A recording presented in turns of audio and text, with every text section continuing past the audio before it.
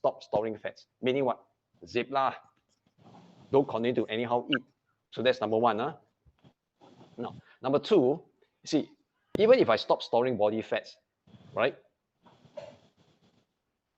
The level will drop until it's no longer coming to the body fats. But still, the body fats is in the fat itself. It hasn't come out. Yeah, it's no longer storing, but it's not coming out.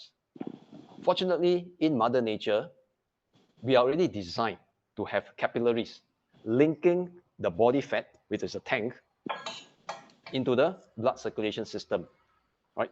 It's to transport fats from the fat tank into the circulation system for energy. However, if the insulin are there, it gets in the way of the piping, right? The insulin only allows things to go in, doesn't allow the fats to come out. So step number two, we got to reduce insulin. We need to allow the food calorie level to drop low enough such that the body no longer requires insulin. Then the piping is now connected into the body fats. Okay, but still nothing is happening. It's only piping what?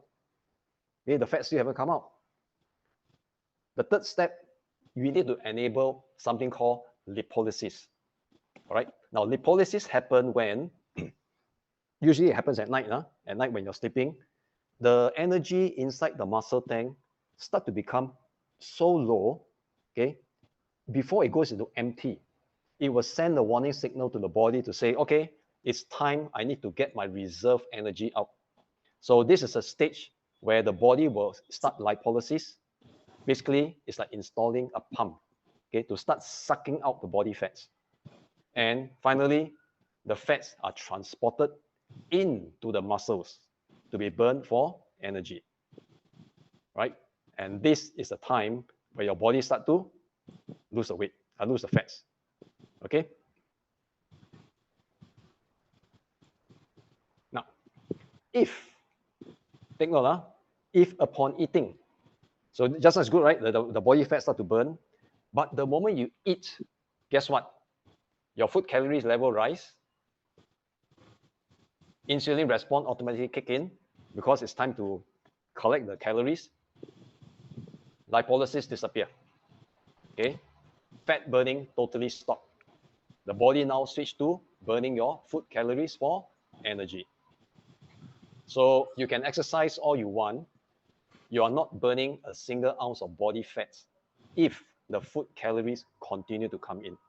At best, you can only burn food calories, right? But if you overeat, even when you exercise, you can still be putting on weight.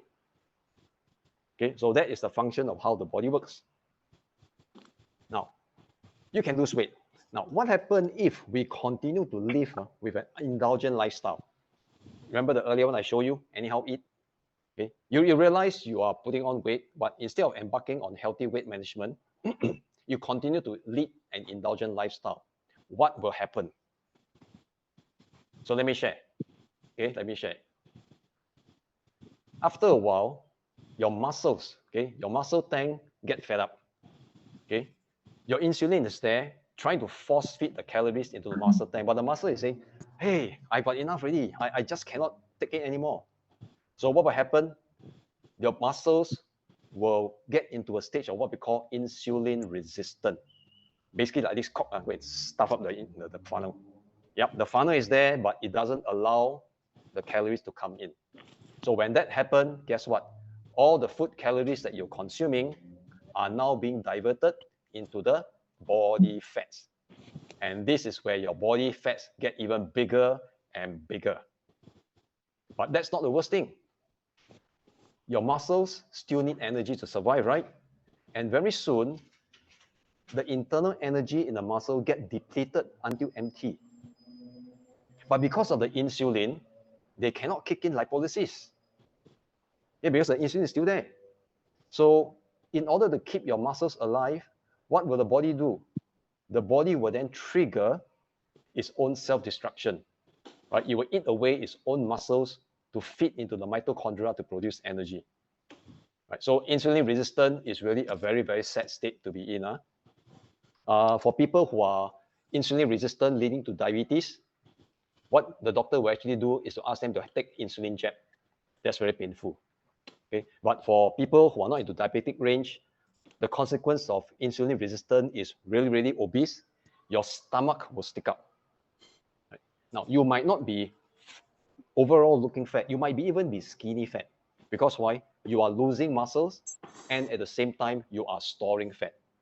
That is a very bad consequence of insulin resistance. Okay, I'm sure you do not want to be in this stage, losing muscles and storing fat at the same time. Oh, that's terrible. All right, so now you understand how your body works. And out there today, there are so many different kinds of weight management method, right? Detox tea, slimming, harmful, the drugs, Apple diet, go to the slimming salon, go and rep. So you now know the mechanics of how the body works.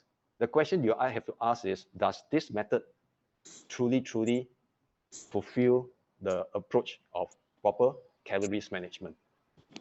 Right? Just because some influencer on internet tell you that this is a fantastic program, you go and join them. Is that sensible? Is that smart?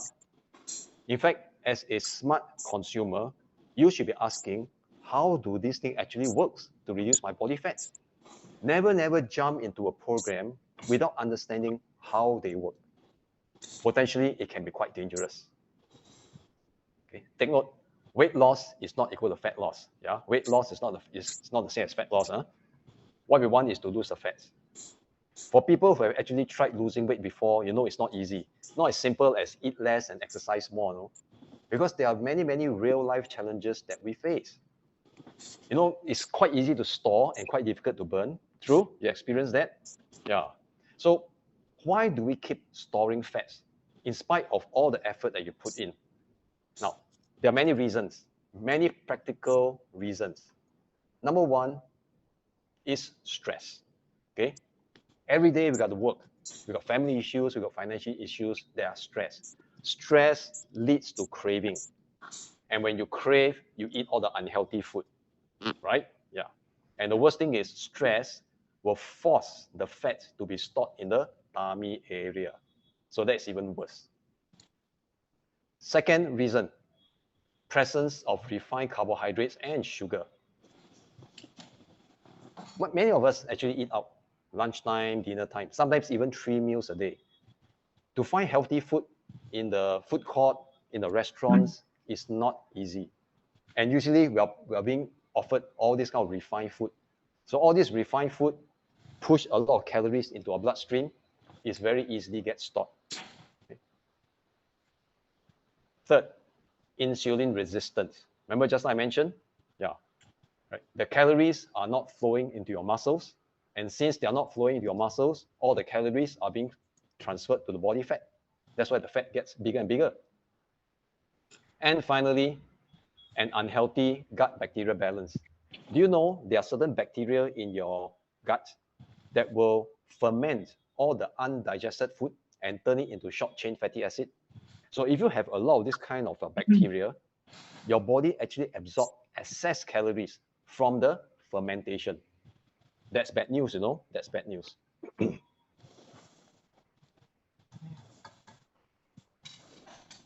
Then when it comes to the burning part, you try to exercise, you try to put in all the effort. Why is it so hard to burn off our body fats? Again, there are many real life reasons. Number one is our sedentary lifestyle. Very low energy output requirement. I mean, you eat, sit, go to sleep. The body doesn't have to burn much energy. So since less energy needed, I burn less calorie, I burn less fat. Secondly, due to our inactivity, no exercise, and not eating a well-nourished diet, we don't have enough muscle tank. You see, if I got more muscle tank, I got more tank to burn calories, right? But if I got very little muscles, I got less muscle to burn, less calories to burn, right? So the more muscles you have, you actually have a higher metabolism, but now not enough. Inefficient lipolysis. Lipolysis happens mostly at night, but due to our work, due to our poor sleeping habit, the lipolysis becomes very inefficient. It is like a pump, but the pump just doesn't work well. And because we hardly move our muscles due to our lifestyle, there's a very poor circulation in our body. And this poor circulation retards the flow of fats coming from our fat tank into the muscles. So all these combined effort make it very, very hard to burn body fats. So then how? What can I do? So many problems, so many causes of challenges. What can I do to manage my weight effectively and, more importantly, safely? Well, I'm sure there are methods out there, right? I'm sure there are some very good methods out there, but maybe allow me to share with you one method, okay? Let me share with you a project, okay? A project that enabled myself and my wife to really transform to be in our tip-top health, even in our late 50s. Now, that's a picture of me in my 20s. My wife, Joanne, then. I was fresh from my commando unit, physically very fit. I was training for competitive triathlon 4 times a week. And Joanne don't train because she doesn't compete, but she runs with me when I go for my training. So both of us are in our 20s, but look at our body. Puffy, chubby, chubby. So I exercise a lot. I'm damn fit. But how come my body is so chubby? Fast forward into our 40s, we are not overweight, but the body shape is like very uncle, auntie kind of body shape. Not very nice. But fortunately, we encountered this project called Project Glow Up. In our late 50s, our body is even more solid than compared to our 20s. And mind you, in our late 50s,